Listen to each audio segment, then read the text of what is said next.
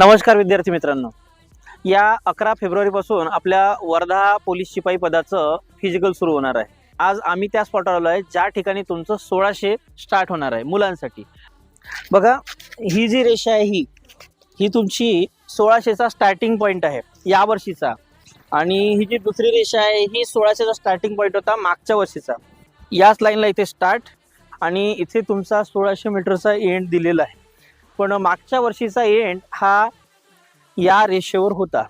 हे बघा, मुलींचं 800 मीटर स्टार्ट या ठिकाणी होत आहे, आणि मागच्या वर्षीची जी रेषा होती ही थोडी पुसट दिसते ही, म्हणजे इथे पण अंतर वाढल्यासारखंच आपल्याला दिसून राहिलं। आणि याचा एंड मुलींचा पण मुलांप्रमाणेच हा एका लाईन मध्येच केलेला आहे। हा या ठिकाणी मुलींचा एंड झालेला आहे, आणि मागच्या वर्षीचा एंड तुम्हाला इथे दिसतंय, म्हणजे हे पण अंतर वाढल्यासारखं दिसते। आता वाढलं कमी झालं याच्यात जाऊ नका, परत मी तेच सांगेन की स्टार्ट आणि एंडवर लक्ष ठेवा। दोन्ही रेषा नवीन आहे आणि त्याच्यावरच तुम्हाला कॉन्सन्ट्रेट करायचं आहे। हा येथे मुलींचा स्टार्ट 800चा।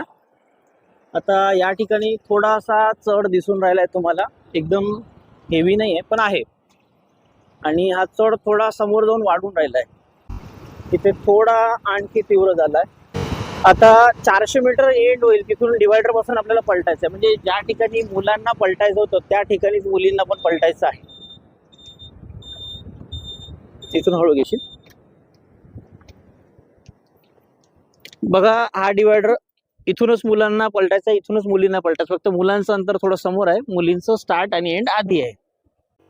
आता इकडे थोडा उतार मिळणार आहे मुलींना, कारण येताना जर चढ भेटलाय तर रिटर्न मध्ये उतार भेटणार आहे। पुन्हा तेच सांगेल की उतार भेटत आहे म्हणजे तुम्हाला पाय सांभाळून स्टेप्स टाकायच्या व्यवस्थित, नाहीतर उतारामुळे थोडीशी गडबड होऊ शकते।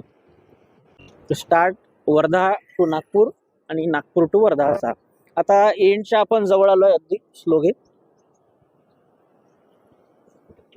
बघा, या ठिकाणी ही एंडिंगची रेषा आहे, त्या साईडला थोडी पुसट आहे, या साईडला व्यवस्थित दिसून राहिली ही रेषा।